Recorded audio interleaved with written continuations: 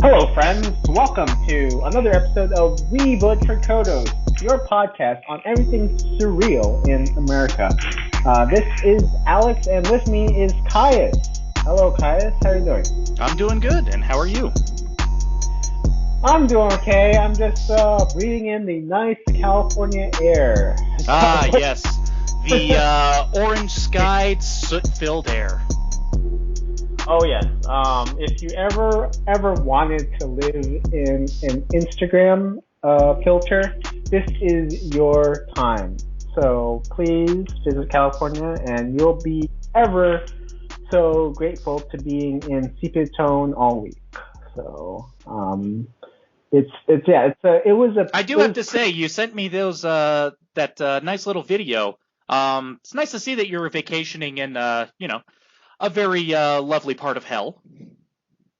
Oh yes, it's nice and lovely. I do see the 9 circles. One of which is seeing all the hippies. So all the hippies are burning. And another one is seeing a ton of techies not ever getting a date.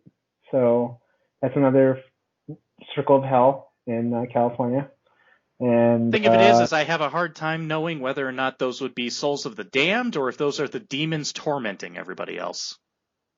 Could really go either way. Well, we'll ask the Dante of California. I guess which is me. So I'm trying to get out.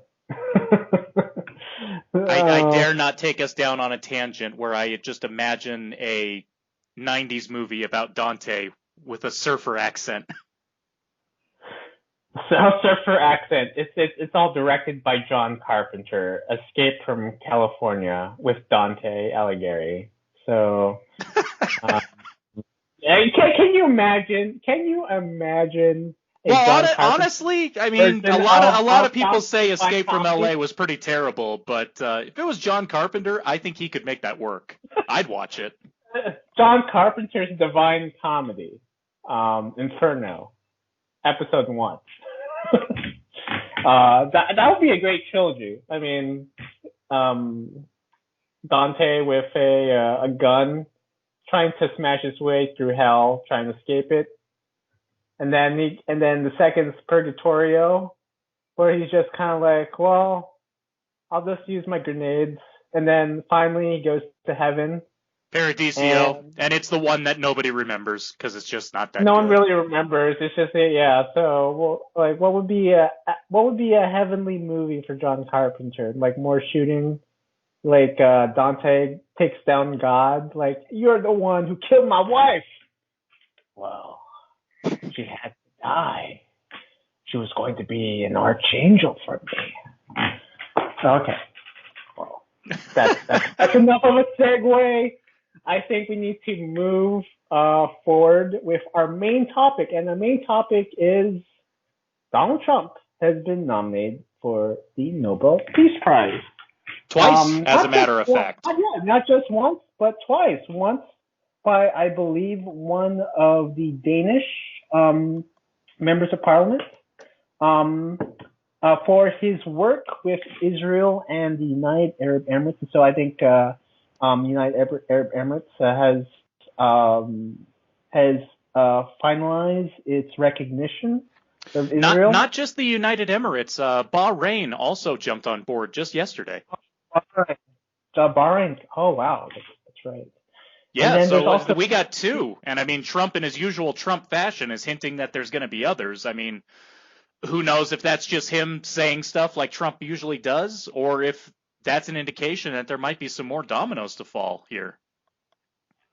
Who knows? But I mean, I gotta say personally, I mean, that's unbelievable. That's something I never even thought I would hear about.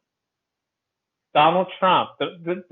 So we grew up with Donald Trump as the host of The Apprentice, like this huge personality who would fire people on reality TV. And this year, our president, who is this former reality talk show host, has been nominated for the Nobel Peace Prize.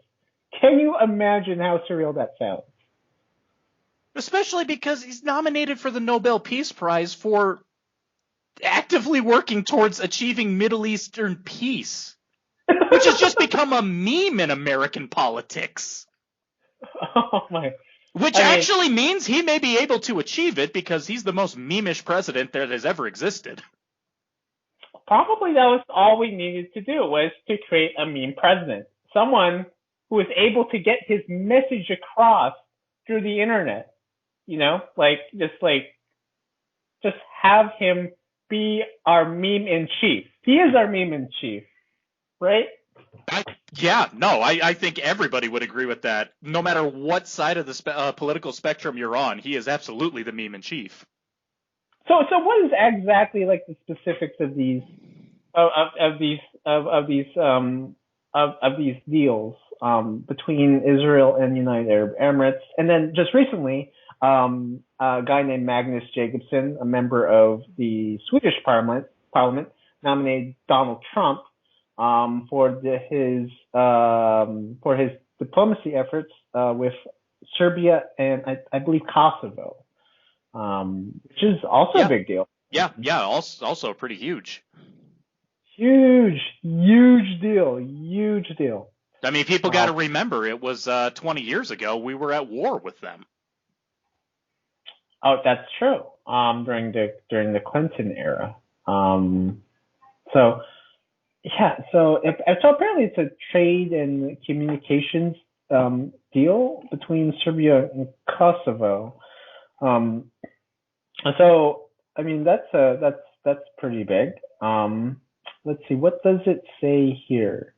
I'm trying to read the specifics of what the deal was. So the deal signed at the White House last week normalizes economic relations between the two former adversaries, and also includes Kosovo recognizing Israel and Serbia agreeing to move its embassy to Jerusalem. That's another win. Which we got to remember. Now, I got to be honest, it's been a long time, so I need to double check as to exactly which one was which. But one of those is, predominantly Muslim nation. I mean, that was the entire point between the war between the two at the time. So, with both recognizing Israel, that's enormous in the case of one of them. Well, Kosovo finally recognized Israel. So Kosovo would probably be the Muslim majority country in Europe. Gotcha. Yeah, that would be it. Let's just have this. We want to make sure that We Vote for Kodos is a factual and accurate medium for political junkies. So let's research this. So which unfortunately means that we can guarantee that we won't be, because our research is going to be limited to what we can find in the media. And, well. Or Wikipedia. Yes. Okay. So here we go. Okay, so let's see. Majority of religion in Kosovo. Religion Kosovo is a secular state, but 95.6% of religious people in Kosovo are Muslim, specifically Sunni Muslim. So yes, Kosovo is a Muslim country, and to have a Muslim country recognize Israel is a huge deal. It really is a huge deal, because for the past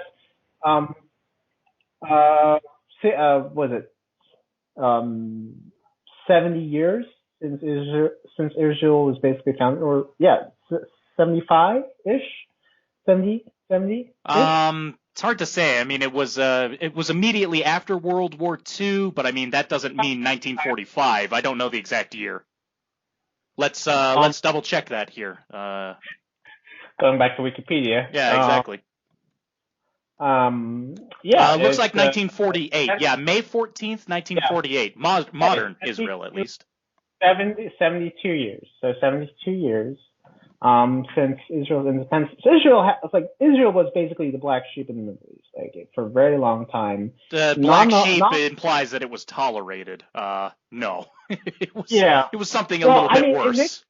Once it became independent, well, yeah, well, not just the black sheep, but like, the total reject, once it became an independent country, its neighbors decided to invade it or try to take over it because they thought it was an illegitimate state, by the fact that it controlled like the Holy Land and it was Jewish.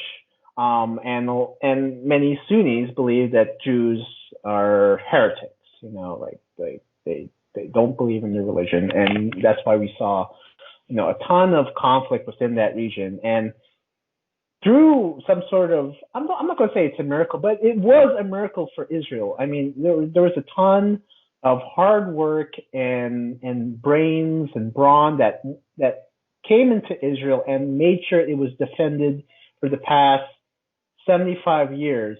And yeah, through some sort of miracle, Israel was able to defend itself against its neighbors. I mean, there's the 6 Day War, there's the wars against Egypt. I mean, it's just phenomenal how this small, tiny country was able to just survive. And it has limited resources too. It's not as wealthy in natural resources as Saudi Arabia, Jordan. I mean, even Egypt, I believe. It's just a small slither of land in the Middle East. And for 72 years, Israel has been able to survive, and to have countries such as UAE, Kosovo, Kosovo is not necessarily in the Middle East, but it is a Muslim country. To have it recognize Israel is a huge deal, and to quote our president, it's huge deal. Absolutely huge with a capital Y. Capital Y indeed. But yeah, it's huge. And well, and an interesting thing is kind of a secondary dividends that it's paying is that it looks like in many ways, in the case of Bahrain and the United Arab Emirates, this may be happening largely because there's such a huge schism against Iran in the region. Right. Right. And this could be the beginning building blocks of forming a hegemony against them, which, again, right. if that can just put in the major political and economic pressures on them to get Iran to turn around, bonus down the line, obviously. You're right. That's a very good point. As much as a ton of of the Middle East does not like having a Jewish state within the region, there's actually far more schism between Muslims in the region than there is a conflict between Jews and Muslims. With Sunnis and the Shiites, you have a Shiite-dominated country such as Iran trying to take some hegemony, trying to expand its hegemony in the region, while you have countries like Saudi Arabia, which is Sunni majority. Actually, all the countries in the Middle East are Sunni majority, are trying to impose their own dominance as well. And we're seeing this. We're seeing borders getting defined a lot more. I guess within the past years or so, especially with the new crown prince of Saudi Arabia, Mohammed bin Salman. He's trying to expand Saudi Arabia's influence. We saw that in Yemen. You saw that proxy war between Saudi Arabia and Iran, and they're trying to, Iran's trying to support one group of people in Yemen, and Saudi Arabia is trying to support the current regime in Yemen right now. So we're seeing something usual in the Middle East, but it seems as if Israel has come out as some sort of third party where, okay, you're not great. It's like Saudi Arabia thinks you're not that great, but we'll tolerate you. At least you're not Iran, right? Well, I think one of the things that everybody could see is that, especially since although this has been going on for 70 years now at this point, I think anybody would be able to admit is you know what? We may not like you, Israel, but you're not volatile. You tend to not start shit. respect.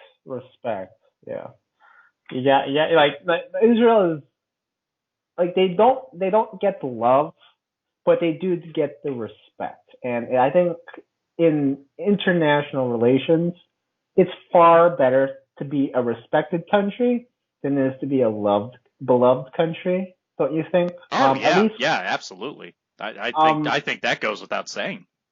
yeah. So I know Israel is one of those success stories where it it was able to earn the street cred basically. It has a lot of street cred in the Middle East just for the fact it's an economic power in the Middle East. It has a thriving economy. It's democratic. It's also very tolerant. It's a religiously tolerant country.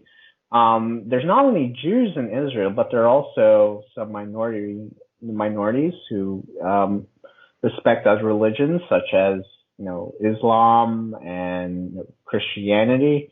The trifecta of Abrahamic religions. Yes, but And we do have to be fair here with the devil's advocate thing. I mean, the Palestinian aspect, we can't possibly ignore that and pretend it's all sunshine and well, rainbows. well, of course not. And that's that conflict has been around for as long as Israel has existed. It's definitely it's still there, but it's not. But as you said, Israel's not trying to start shit. I mean, when we look back in 1948, when Israel started, I don't know, gained its independence, so Palestine was the one that actually invaded Israel, not the other way around.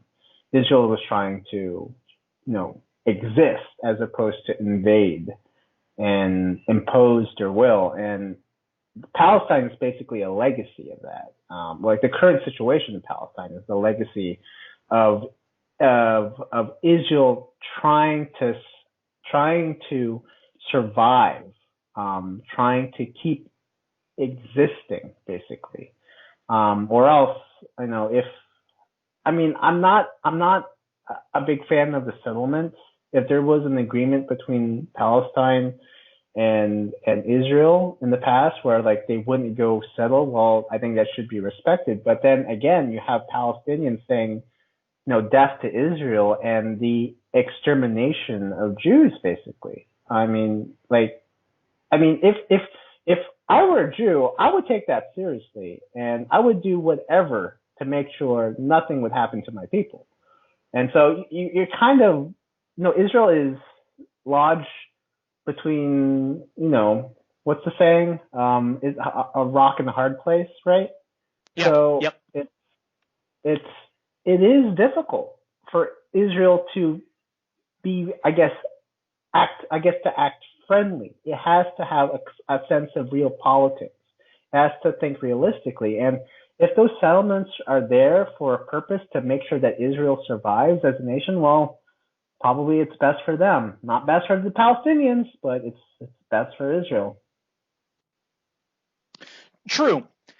But personally, I think like this whole situation with normalizing relations with other Middle Eastern countries, I actually think that this can go quite a long way towards helping out the Palestinians. It could. Yeah. No, I absolutely do. Because before, when you were completely ignoring Israel, what do they have to actually listen to? I mean, it's just a bunch of people who don't even recognize the right to exist. And so you're arguing for rights with Palestinians. So what is it going to matter? No, I really think that in this case, with normalized relations, embassies, trade between them, recognition of passports and whatnot, Bahrain and the United Arab Emirates are finally going to be in a position to actually talk to Israel and possibly actually make demands towards something related to Palestine. Right. I bring it up because I've heard a lot of people trying to spin this. Obviously, well, yeah, Trump is involved, so got to find the negative somewhere. A lot of people are bringing up the concept of doesn't this further isolate Palestine? Doesn't it make the situation even possibly worse for them? No, I genuinely think it's got to be the opposite. Because, I mean, now Israel is in a position where their immediate neighbors are in a position to make these requests of them in a direct fashion where that's going to have some distinct and impactful pressure on Israel to do something. No, yeah, I think you're right. And the fact that, Israel is engaging more with the Muslim world, they're much more obligated to, I guess, to treat they're much more obligated to cater to and acquiesce to some of those concerns. Exactly. Exactly. So Israel's trying to keep the peace, and of course they're not going to kowtow to every request.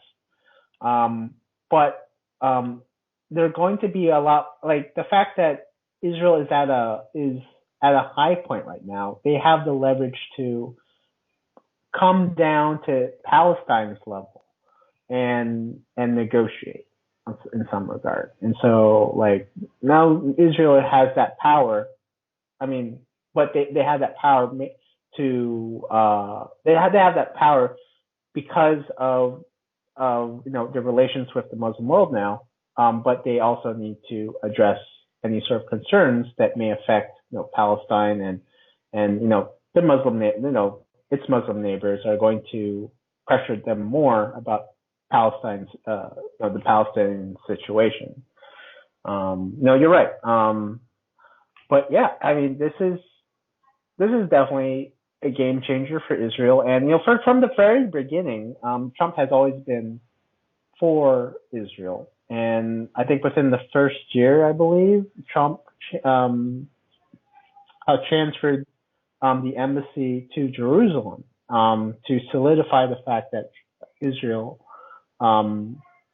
is within Jerusalem is in Israeli jurisdiction, not shared by the Palestinians. That was in October 2018. That move was finalized. Yeah, okay, that was about a year. Okay, a year and a half after his inauguration. So well, a little less than 2 years after the inauguration. Yeah. But closer to 2 years than not. Right. So yeah, it's pretty interesting to see that Trump is making headway in international relations than I think what we both predicted. Probably. I don't know about you, but I never expected Trump to create any sort of lasting peace or any sort of peace within the Middle East, much less in North Korea. Well, I'm not sure about the North Korea situation. The North Korea situation is way up in the air. Although the way it stands at the moment, I still give him credit for trying. Yeah, to try. But because hell, everything else we've been doing for the past 40, 50, 60 years hadn't been doing shit. So no, we haven't, and I think the closest was having Dennis Rodman go over to North Korea, which actually means to me like what Trump was trying to do in terms of like being polite and nice and enticing them with stuff. Seems like that's a pretty good way to approach it then. If Kim Jong-il likes Dennis Rodman. What's with the NBA players and their love of Asian dictatorships? We see like the NBA acquiescing to the Chinese now. I don't necessarily think it's a trend. I'll be perfectly honest. I know exactly what you're saying. I think Rodman is just weird. I was never much of an NBA fan.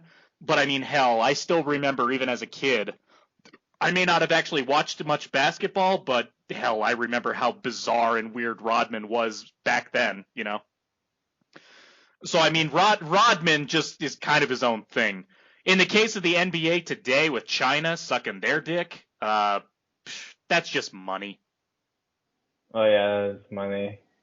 And I'm sure LeBron. Was it LeBron? I think LeBron James. Yeah.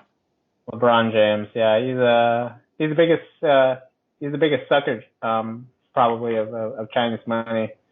Um, Definitely would like to go on his knees for that one. So, oh hell yeah, yeah, he'll take a knee, all right. he'll take he'll take a knee.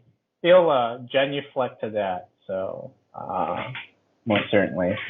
But back to our conversation about Trump and winning world points, basically. Isn't it kind of strange that these are all happening right before the elections? Is this like Trump's um like rush to no, it's similar to like having a student, trying to I guess cram on an exam, and it's like, here are my points, here you go, like, and then like right before the election, I mean, yes, I won't say otherwise, but at the same time, this is kind of like a student being late for a, middle school science experiment and trying to make up for that by suddenly bursting in through the door with like a self-driving car that runs on hydrogen.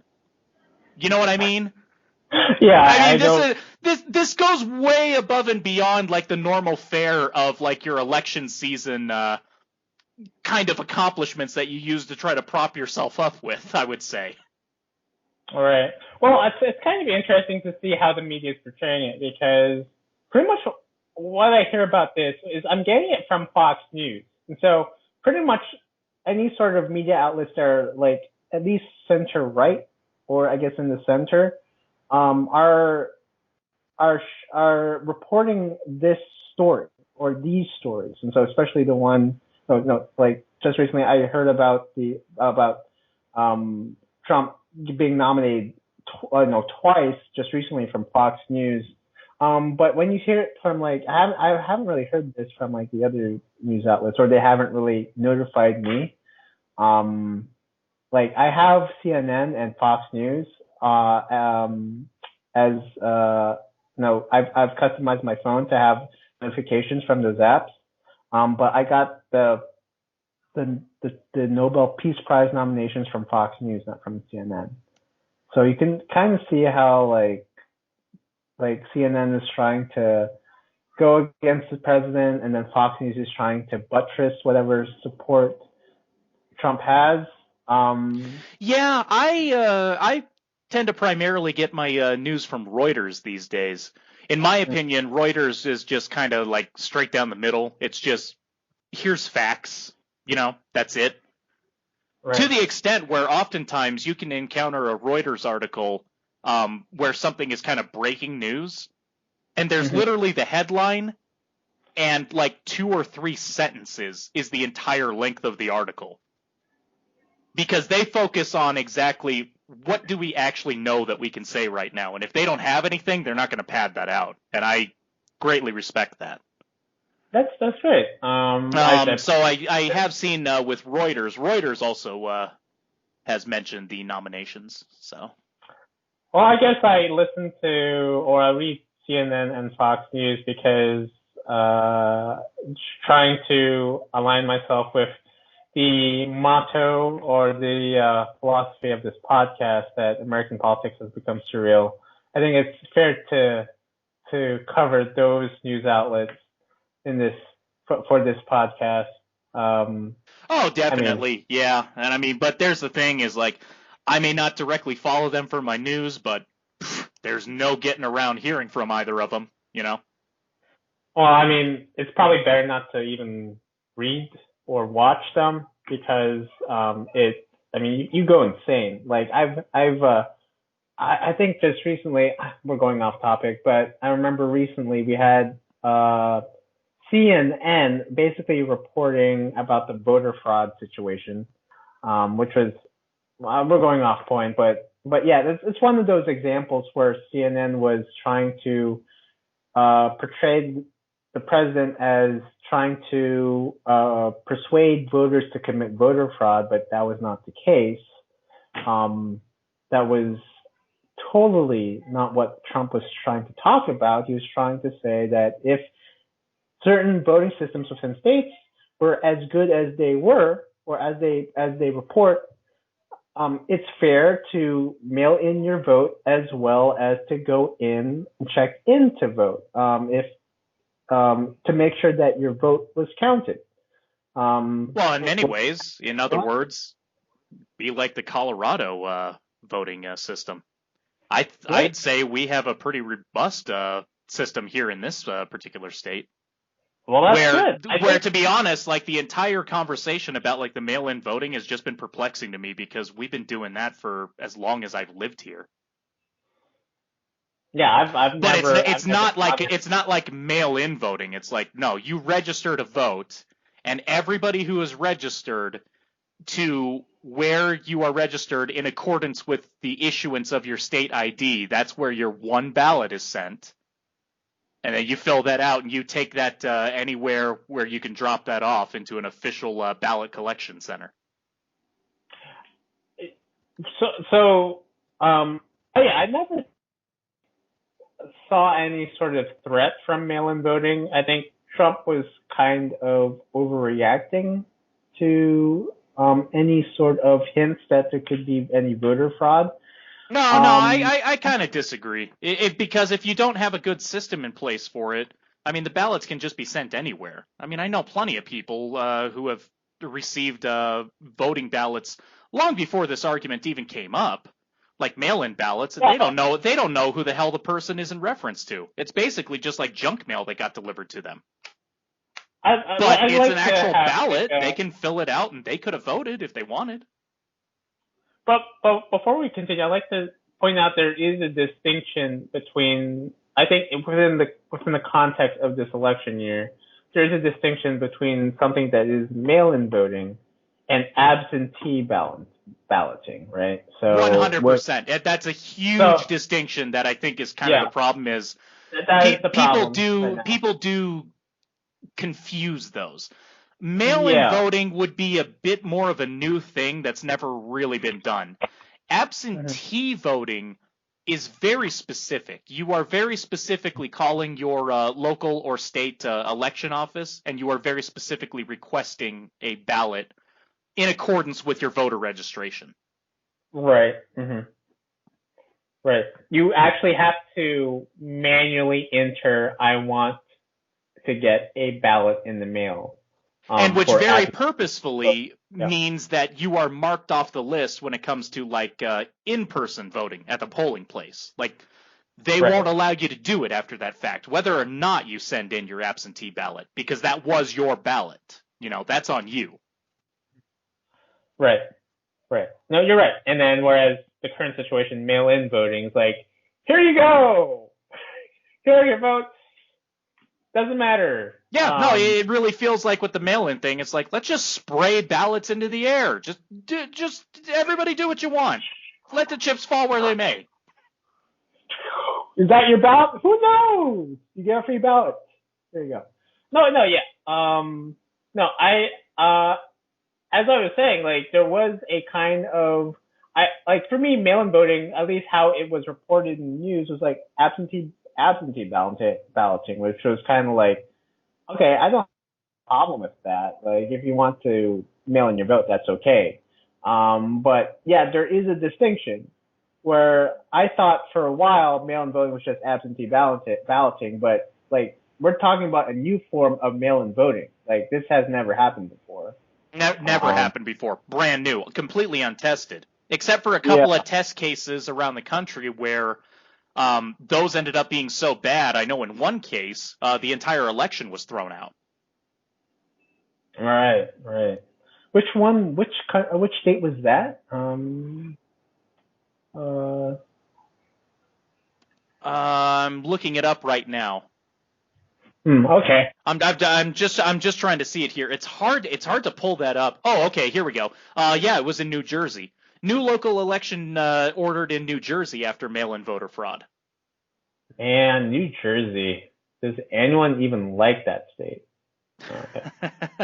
But I mean, that was a very small, like, local situation. That's not even a city that. Well, okay. I mean, it is the third largest city, but I mean, like, it's. nevertheless, I mean, what it was is that there was just so much going on with the ballots that were so confusing. Is just the entire thing was thrown out. The entire election has been ordered to have a redo. It's just been kind of crazy, like these past months, like to trying to rush and rush to the election. Um, This was Patterson, by the way, Patterson, New Jersey. Patterson, New Jersey, where roses are red and ballots are blue.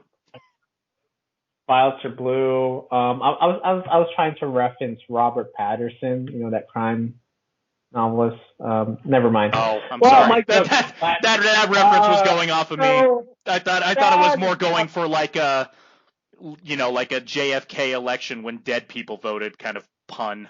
Oh, okay. That was a Simpsons episode too. So, yes. But yeah, no, my joke fell flat, and so as expected, and well, then that means unfortunately we may end up having the Big Bopper and Snowball 4 voting for whoever. Not Snowball. No. Now it's personal. Okay, well, okay. Once you said that, that episode just ran through my head. Of course, I hope it ran through everybody's head. Well, I'm not sure about Generation Z's head. I don't care what generation you're part of. You could be part of an older generation, and if that episode didn't run through your head, you can go fuck yourself. Okay, well, guys, our listeners, our friends out there, please watch The Simpsons. It is the greatest show ever. So, just hands down, if you ever want to understand how the United States works, The Simpsons is a great encyclopedia to learn how this country runs itself. So, granted, you only need the first 11 seasons. Yeah, I guess so. Well, you can go through 13 in my personal opinion. But okay. Well, that's I just know it's very debatable. I think most people would agree 11 seasons are good. Then it got questionable. I mean, it's kind of like Shakespeare, right? Like his first 10 plays were great, then his next 10 plays were about very surreal stuff that no one really understood. Well, I mean, Sean played to the crowd. No, I'm just kidding. I'm not a literature specialist, so I wouldn't know. But me neither. We should probably stop because I was about to jump into some things on that and talk about how Titus Andronicus is one of my personal favorites. But maybe we should just back off while we're ahead. How the hell did we get to this point in the conversation? Are we talking about Trump getting nominated twice for the Nobel Peace Prize? Well, yeah.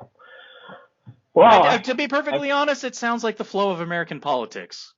Because, I mean, again, like we've talked about before, like we started this with, you had the guy running a reality TV show where he fired people. Famously, you fired. And now he's possibly creating peace in the Middle East. I mean, what kind of surreal clown show are we living in? It happened. I know it's some sort of moment where we have Marty McFly go back in time and change their timeline. So, that's how surreal it seems right now. I mean, I'm just like, I wouldn't be surprised if Trump decided to place his name on the White House lawn or put bright lights on the roof of the White House, just so he could say, hey, I own this property now. So, for a fact he's going to do something. I would not put it past Trump. He's going to try to put his mark on there in some way. Like the famous Lincoln bedroom, there's going to be something in there that is synonymously Trump. He's going to ensure that. Oh God.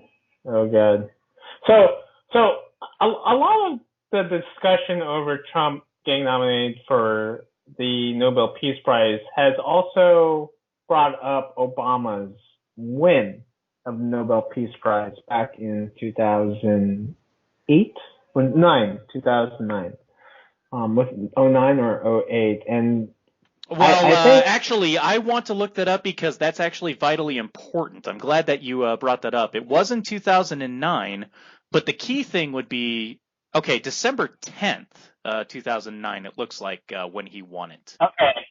okay, December 10th, 2009, and So there's kind of a key thing to realize is that I think I know where you're going with this. December 10th, 2009, he hadn't been president for even a year by that point.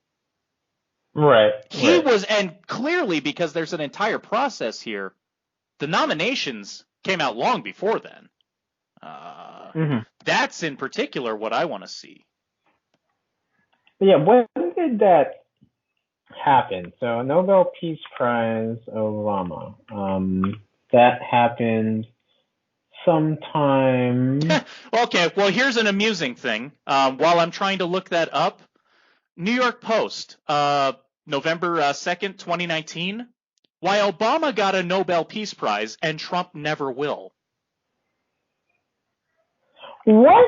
That was an article in the that was an article that I just found while trying to find out when Obama was nominated. Holy crap! That's quite funny. Okay, here we go. Nobelprize.org. Facts on it. Yeah. His facts. I mean, I would figure this would have the nomination date, but no, it doesn't seem to. Oh, so nominations for the 2009 Nobel Prize closed just 11 days after Obama took office.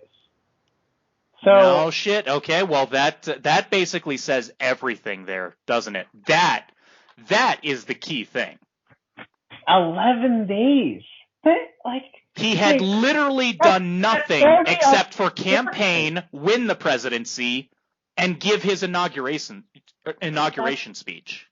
Barely a fortnight. That's not even a fortnight. That's not even a fortnight. Yeah. I mean, look, I voted for Obama in 2008, but I did as well. Yeah, I did the same thing. I mean, getting the Nobel Peace Prize before, I mean, it's kind of like, getting an A, like, in class. I mean, you have Trump, like, as you said, like, you have Trump, trying to come up with some sort of way to get an A in class, like, last minute, and then you have Obama right before class starts, or just 2 minutes with it, into class, finally getting getting an A before he actually does anything. If I can say, even at the time, I always found like his winning of the Nobel Peace Prize to be one of the most egregious insults of America I'd ever encountered. Because, I mean, let's not beat around the bush here. He basically just won the Nobel Peace Prize simply because he was black and became president of America. That's it. Yeah. No. It was supposed, like, his win was a symbol. It was supposed to signify a turning point, I guess, in American racial, history. Like just 50 years, 50 years before Barack Obama became president, you had, Brown versus Board of Education, and then another 10 years after that, you had, the Civil Rights Act.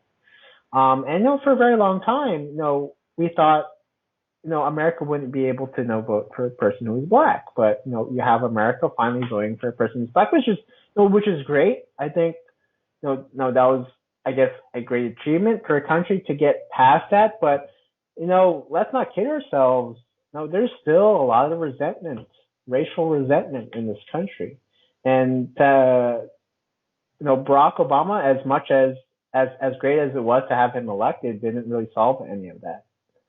Unfortunately. No, but to be perfectly honest, I never felt that he was nearly as bad of a president as some people like to make him out to be. To be perfectly honest, I figure that one of the biggest things in terms of like you know, what would you call it? Racial equity or whatever? Fuck, I don't know what the terms are. In terms of everybody being the same, Obama more or less turned out to be just a standard president, just like most all the white guys who came before him, you know? Yeah. Which is not, in my opinion, a sentence that denigrates him. It's a fact that just points to, people are just people. Mm-hmm. Ultimately. I mean, he basically continued on what Bush was doing with the droning of terrorists. I gotta admit, that's why I voted for him in 2012. Right. A lot of people don't like to hear that, but that's what sealed my vote by that point. I mean, it wasn't any radically different from. I mean, he's to people. I think to Democrats now who are far more left, he's a lot more moderate. I don't blame him for the economy 10 years ago. I mean, whatever we experienced in terms of the Great Recession was really brought out mainly because of systemic issues within the economy, especially of, having bad mortgages, people not being able to pay for their houses despite having, a low income. Yeah, the whole subprime mortgage scandal. Yeah. Yeah, a lot of lies within the banking industry, and for all we know, Barack Obama was never into finance. He was a community organizer, so he never really played a part in the Great Recession. Well, certainly not starting it. No. Not starting it. I mean, so exactly. Prolonging it? I don't know. I personally have no idea about that, but I've heard people make some arguments. So. Yeah, well, yeah. So that debate, I mean, that's debatable. So we don't know. He tried stuff. He tried to do stuff, but Barack Obama wasn't bad, but he was not certainly great with foreign policy. It was a bit of a mess.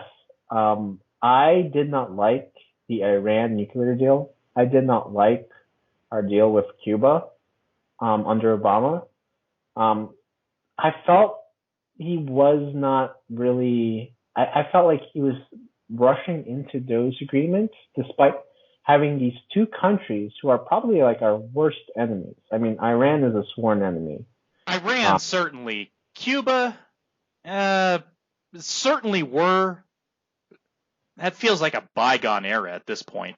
It's a bygone era, but they're still against us to some extent. The people I hear are great. I don't think they hate America. Well, that's the thing is this might be a little tangential, but I think it's important for just this conversation and any future conversations. Whenever we talk about countries as being opposed to us or we being opposed to any countries, I don't know how you feel, but I certainly feel I'm never talking about the people who live there. That's too broad a spectrum, and you have no idea. I got to imagine most people who live in a country are just like me and are just trying to live their lives and pay their bills, Probably don't care all that much one way or the other. No, when we're talking about a country in broad terms like this, it's always going to be about the government. So I suppose when we're speaking about Cuba, correct me what you think on this, but I would personally just be thinking about the Castro brothers. Yeah. Yeah.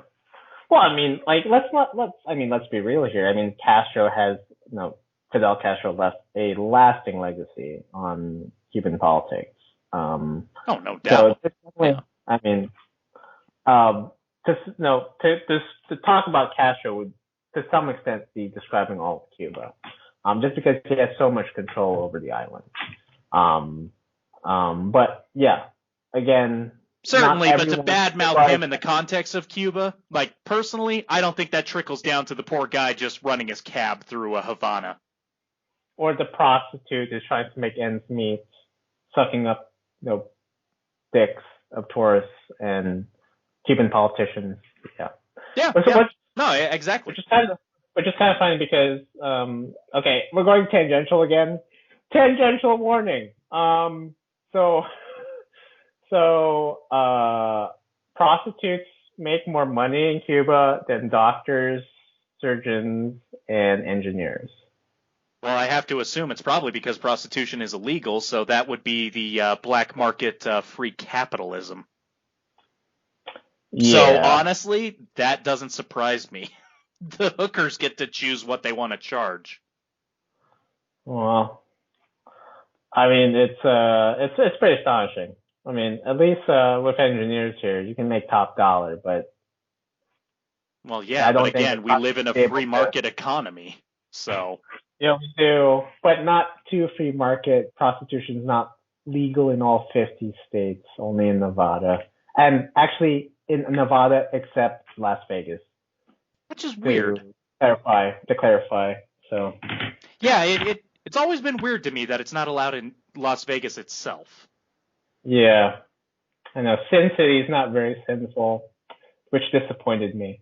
Okay, so speaking of sin, again, so what do we make of Trump winning? So do you think he's actually going to win the Nobel Peace Prize? That's the next question.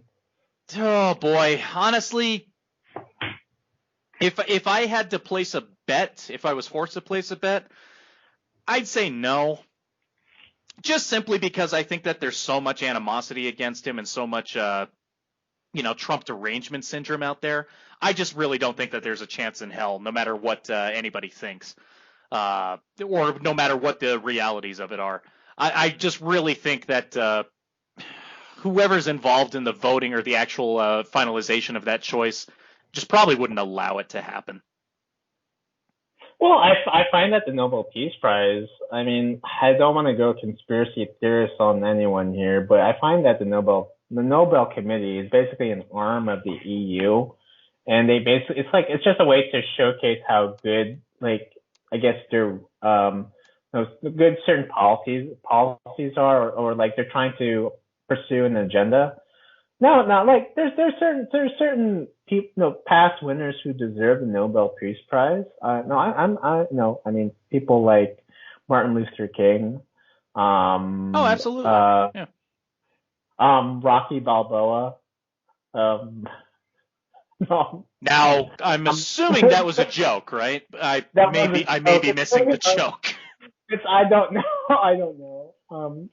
I'm just naming people. I'm like, okay, this shows how much I don't really pay attention to the Nobel Peace Prize. That would be quite a bit of not paying attention because you do know Rocky Balboa is a fictional character, right? Okay, I do know. Okay, he did create some peace.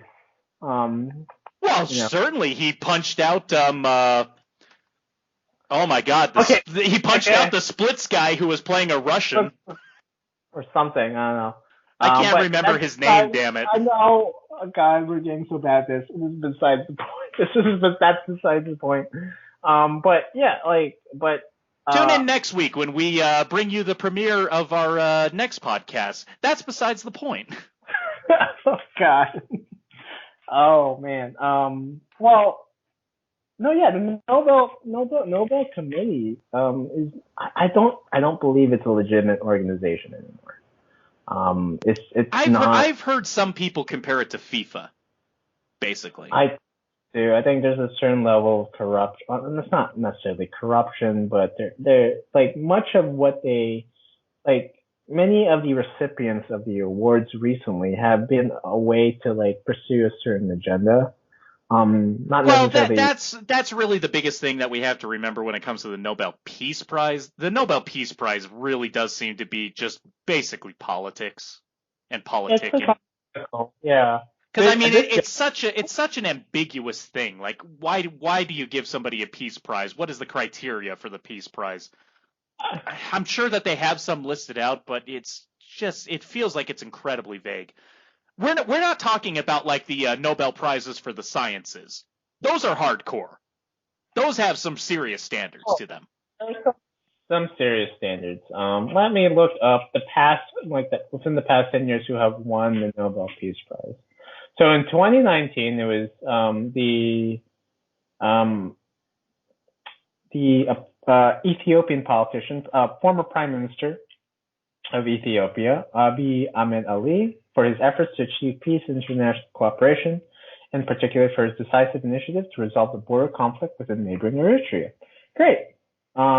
Yeah, for some reason I thought Greta Thunberg had won, but no, I it think got. she was just Um, nominated.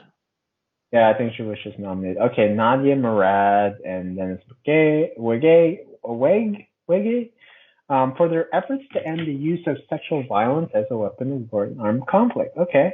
Malala Yousafzai. I'm butchering that name. Sorry, I'm sorry to anyone who's Pakistani. Yousafzai, for the struggle against the suppression of children and young people, and for the right of all children to education. That's great. Yeah, there's a lot of the past winners are actually, I'd say, justified in getting the prize. I think there's just only a few that I think I would, yeah, yeah, Al It's Gore, not no, it's not wholly irrelevant. yeah, But it is one of those things where you do have to look at it and realize that it is certainly far more political than a lot of other prizes. I mean, again, it is. peace. It seems so easy, but it is very hard to define what peace is going to mean. That's Because I true. mean, like it's always been it's always been a meme. You know, you can go back and if you just Google Nobel Peace Prize, you can find out that while he didn't win, Hitler was nominated for it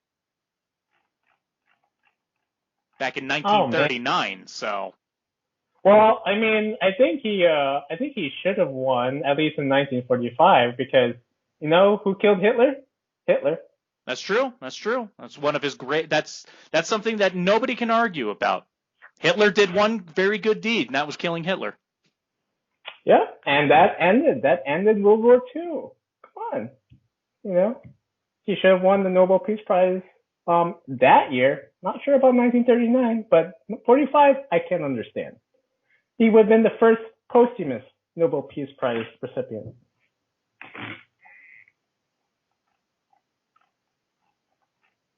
That would have been hilarious. Can you imagine? His like ashes is like it's like an urn of his ashes. I don't know. I don't know where his remains are. Are they were they ashes or like he was? They burned his body after he committed suicide with Eva Braun, right? I So mean, that's the official story. Then, boy, are we you one we of those people? we'd be getting into another tangent here. Are you one of those Theoretically, people? without going into too many tangents, yes, his body and Eva Braun's body were burned by the Red Army, and they were stored in a Soviet archive for decades. I think theoretically they're still part of that archive in the What? modern I Russian thought they state. were buried somewhere. Like whoa, like they cryogenically Well, froze no, his they didn't body. cryogenically freeze him. Like I said, they burned him and they kept his ashes and bone fragments from the battlefield in, I don't know Oh. what it would be. I mean, whatever is the equivalent of a Ziploc baggie. Well, I was about to ask, are you like one of those people who believes like he traveled to Argentina and lived the rest of his life there? I mean, that's the thing is, like I said, that would be going off onto a huge tangent because people have investigated the bone fragments and whatnot, and apparently they're from like a 30-year-old woman. So, Eva Braun, right? well, that's the thing is like that could theoretically be the case. Plot twist: Hitler was actually a 30-year-old woman that tricked all of Nazi Germany. Yeah. Now there's a well, I mean, there's no getting around the fact that even at the time we did not actually necessarily believe the Red Army because the FBI was looking for him at least into the 60s. So I guess. I mean, seeing how social media is treating her, Hitler probably could have been Ellen DeGeneres. So. well, you're more in tuned into like the celebrity stuff than me, so I don't know anything that's going on with Ellen. Then I mean, they're calling her for to like quit or because the way she oh treats. Jesus, what did she do? Did she accidentally say there's only two genders, like J.K. Rowling did? Oh no, it's something like apparently there's been like a lot of like sexual abuse or like sexual harassment and like her, I'm like just treating her employees very poorly. Like some celebrities who know some people who work with Ellen have come out and said like, yeah, that's the truth. Like Ellen has been negligent, like at the minimum negligent, at the most, at the worst, like just outright sanctioning, I guess. Not sanctioning, but like, you know, allowing it to happen. So, but I don't know. That's well, then that means that she certainly won't be getting a Nobel Peace Prize nomination. I know. I was going to say something terrible, but I don't want to.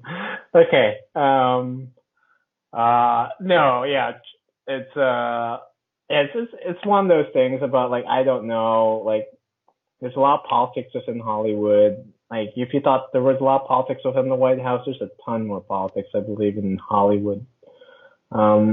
Just the fact that people are trying to get a job and trying to take down people.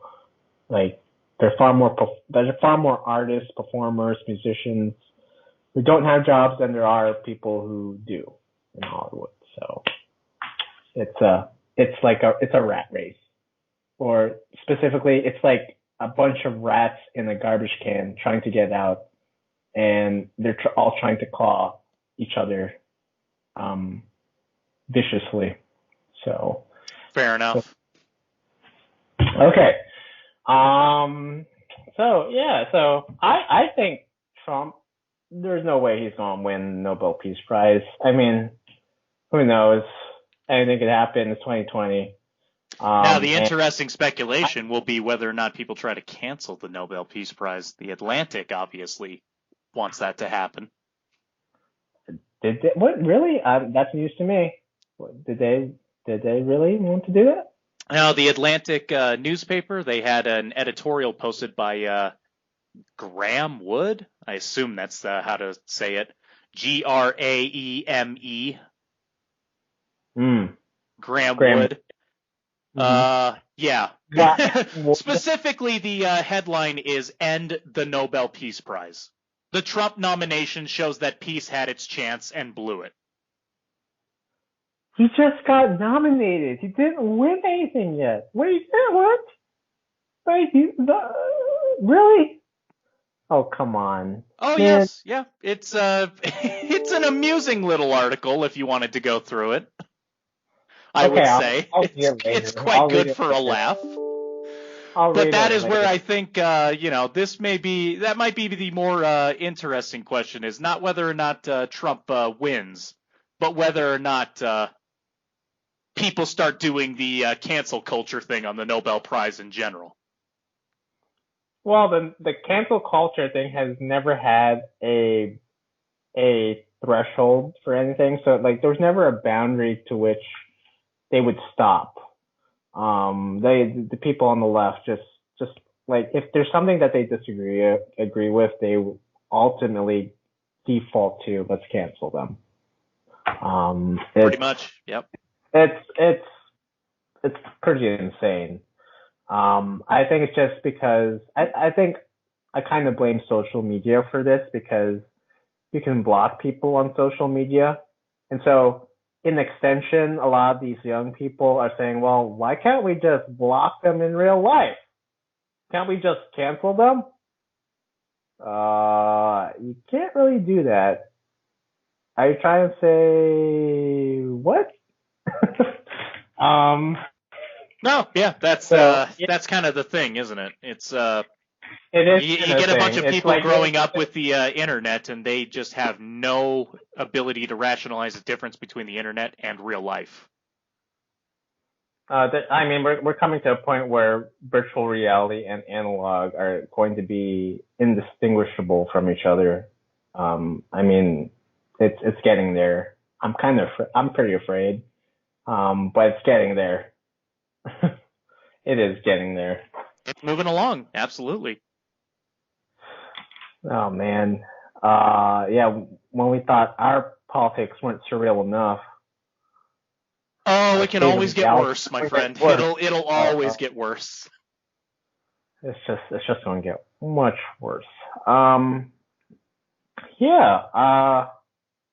yeah. It's just it's just so weird to know that a former reality TV show host who was known to be who's known to be braggadocious, pompous, and narcissistic, has been nominated for the Nobel Peace Prize. It's kind of like and for really inarguably much more reason than President Barack Obama. Oh God, yeah, exactly. Like there's much more legitimacy of Trump winning the Nobel Peace Prize than Barack Obama back in 2009. So it's just weird. I'm like, God, are we at this point in American politics where we have a reality TV show host possibly going to win the Nobel Peace Prize? But I don't believe that's going to happen. So there's just, again, as you said, there's just too many anti-Trumpers out there. If anything that this guy does, like whether he finds a vaccine for COVID, whether he unites North Korea and South Korea into one country, well, hopefully not, hopefully under South Korea. Ideally, yes. Ideally, or feed countless millions of children in places that are facing starvation in Africa. Well, hell, I mean, just look at some of the things that are happening right now. Saving about 50 children from sex trafficking. Yes. That's not an idle statement. That actually happened in the last couple of weeks. Really? That Trump did that? Well, the DOJ underneath Trump. Okay, it's weird. This is just weird. Like these do you think he has a different persona when he actually is leading, or is just the same person? Can't wait to tell everyone about AT&T being Trump. Sorry, what was that? Do you think he's just he puts on a different persona in the cabinet room, in the Oval Office, when he's leading, when he's managing his cabinet, or is he just Trump? Like what you see on The Apprentice is how he runs business in the White House. Boy, that's tough to say. I listened to some of the Bob Woodward audio that was leaked earlier this week, and I think, honestly, what you see is what you get. That's kind of the impression I got. A lot of people will stick to the statements that he made about COVID being really bad, but he's going to try to cover it up, which I think the important context there from the audio I listened to is he specifically says, I'm going to try to cover it up to avoid a panic because that's going to make things way worse. Right. So I think it's slightly justified. No, specifically what I'm talking about is the part of the audio that was released that nobody else wants to really go into that deeply, which is when Bob Woodward is asking him a lot about race relations and race realism and just weird identity politics bullshit. And Trump's primary response was, "Wow, you've really drank the Kool-Aid, haven't you?"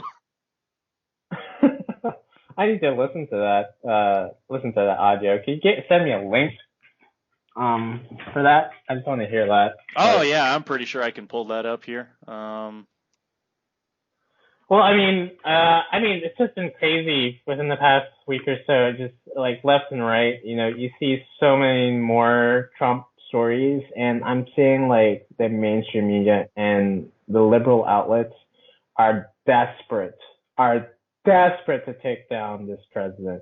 They're really desperate. They're going after him with the voter fraud, the supposed voter fraud, and then most recently,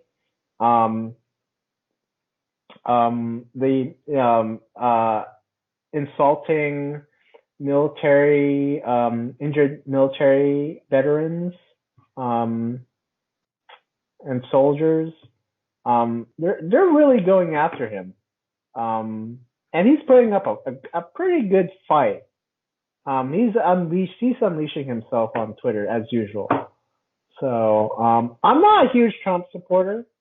I want to make that clear, but I have some respect for a man who can fight, and this guy can fight. Oh, absolutely. Hell, like I said last time, he took down Vince McMahon. He took down Vince McMahon and Gary Busey in The Apprentice. That's true. Yeah, you're right. Yeah. No, but I mean, that's a joke. But I mean, like, more to your point where it's very serious. No, I 100% agree with you. I mean, he's a guy who's, he's not going to back down from any kind of confrontation. And that's something that I think anybody should be able to respect in anybody.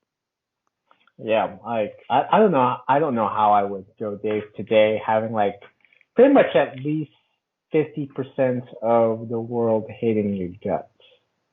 So, well, hell, I mean, it's just one of those things where if you just listen to any of like the daily press conferences where like he's actively fielding questions from reporters, and I mean, it's just insane.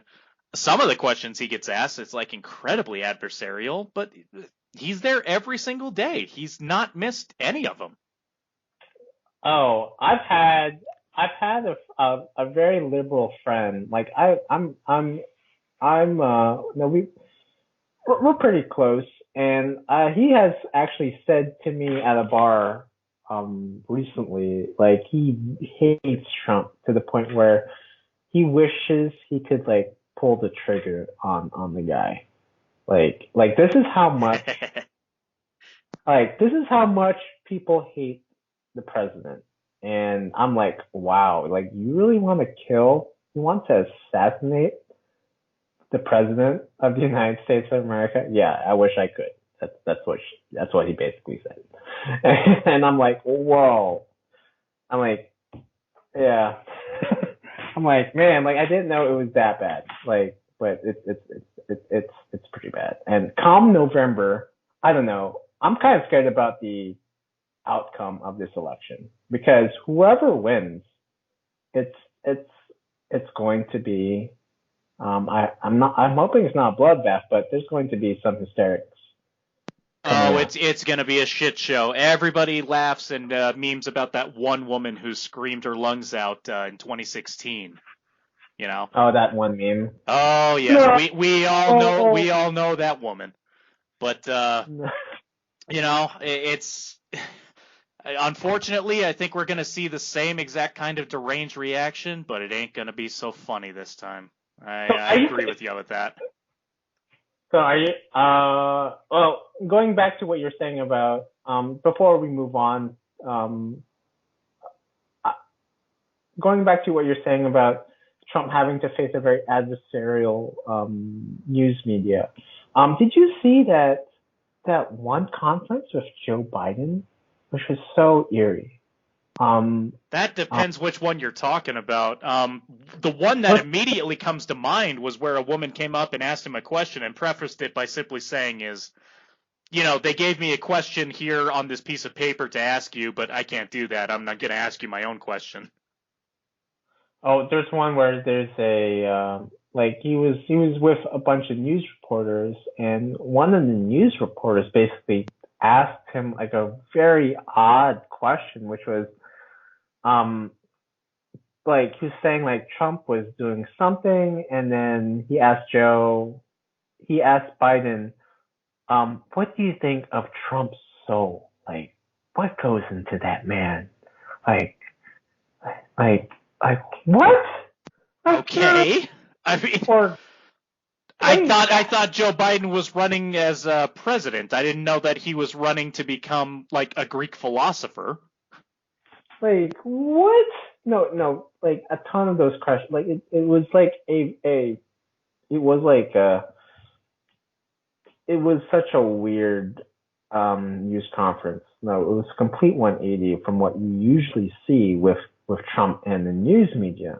and you see these people like fawning over Biden and basically saying stuff.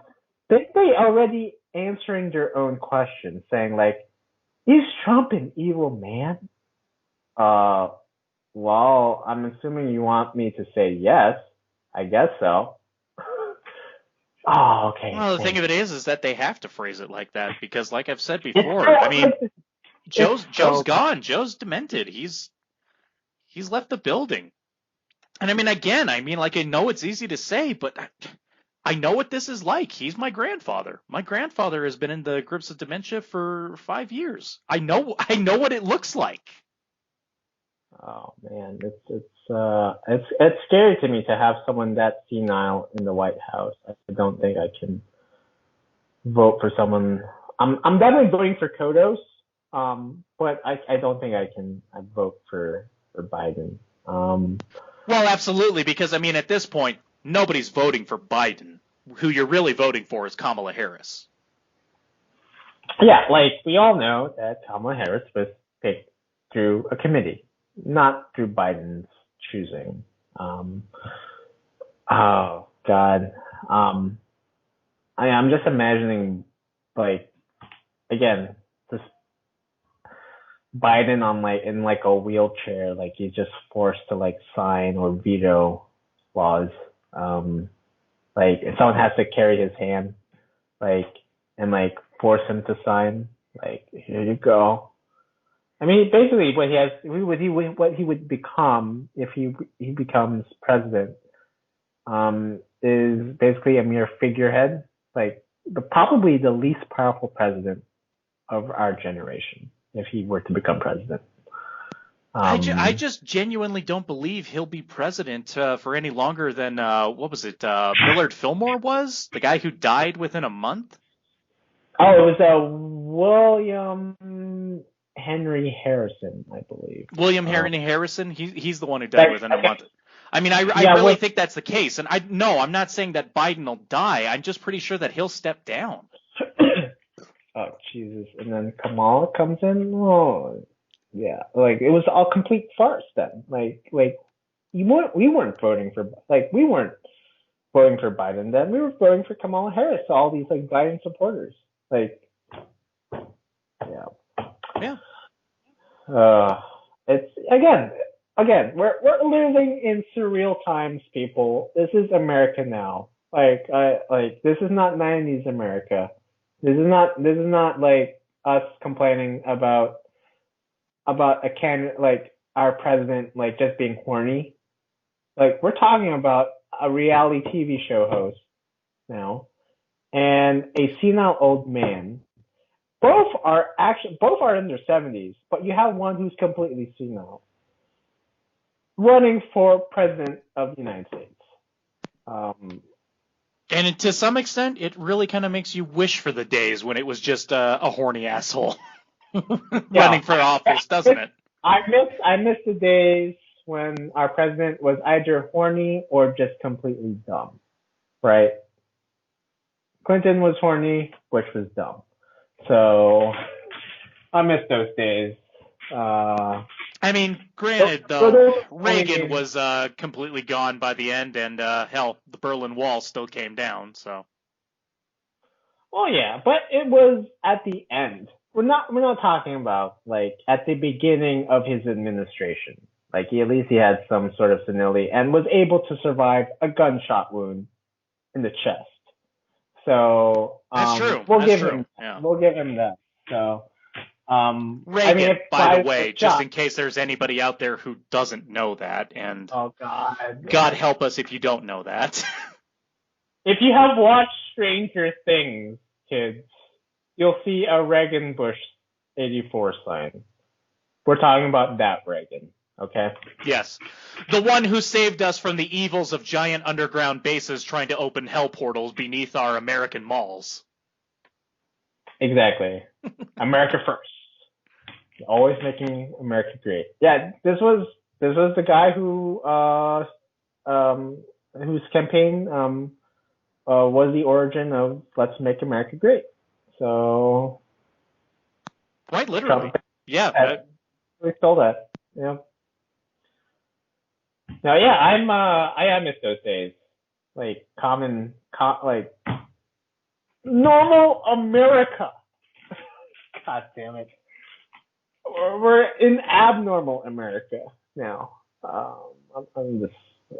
I'm not sure if you're sick and tired of it, Caius, but I'm trying to find a time machine I'm trying to invent and develop a time machine that can go back in time and straighten out this timeline. I don't know. I mean, like, I would be interested in the time machine for a bunch of other reasons, but personally, I'm just watching this with the utter fascination of somebody just seeing a demented, bad movie, and I just want to see where it goes. Oh, come on. This is not like Mystery Science Theater 3000. This is real life. I can't just stay in like the back row of the movie theater and just keep on mocking it.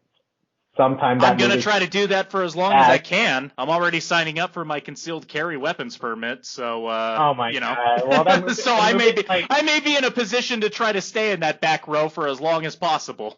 The movie's not going to stay on the silver screen. It's just going to bite us in the ass, like, eventually. So yeah.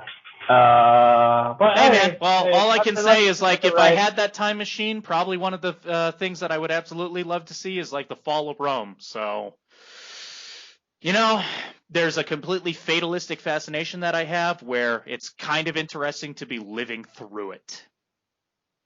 Well, speaking of the fall of Rome, have you heard of Apple's production of Foundation by Isaac Asimov? Which is basically the fall of Rome in space. No, can't say that I have. What is this? Have you heard of Foundation before? If you mean the Asimov book, I have heard of it. I have not read it, so unfortunately. I've never read it, but Apple has created an adaptation of the book, and it's basically a story about the downfall of an empire and trying to diminish the Dark Ages from 10,000 years to only 1,000 years, or something like that. And it's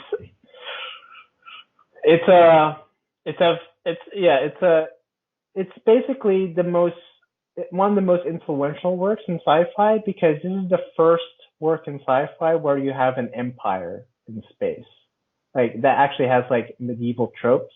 So you have like knights and whatnot, as opposed to just focusing on the sci-fi. This was like the origins of like space opera.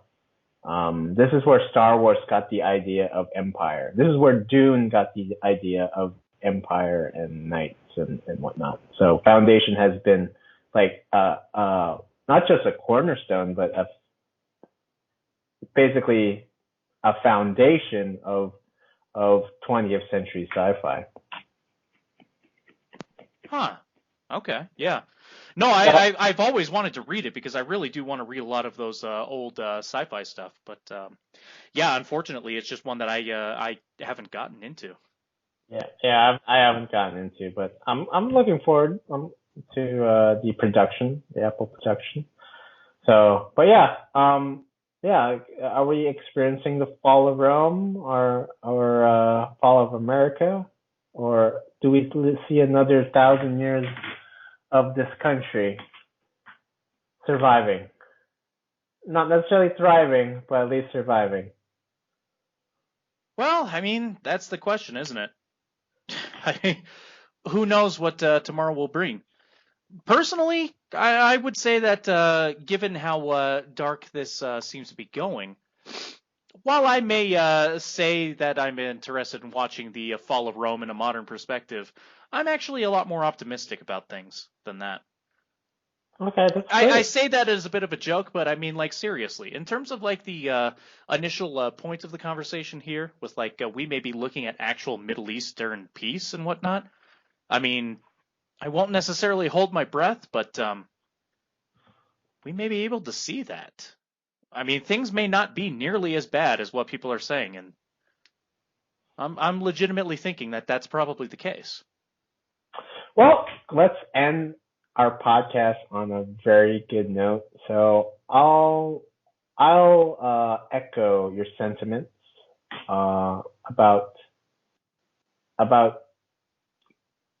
good outcomes for our country. So trying to be optimistic here, regardless of the outcome that comes out of this, election. So yeah, let's end this podcast on a good note. So all right. This says, do you want to end this? Well, yeah, sure, I can do that. Once again, we've shared our thoughts and imparted a couple of ideas about the current state of politics. Regardless of what I just said about optimism, things are certainly going to go to hell regardless of anything. But remember, don't blame us. We're voting for Kodos. Good night, y'all.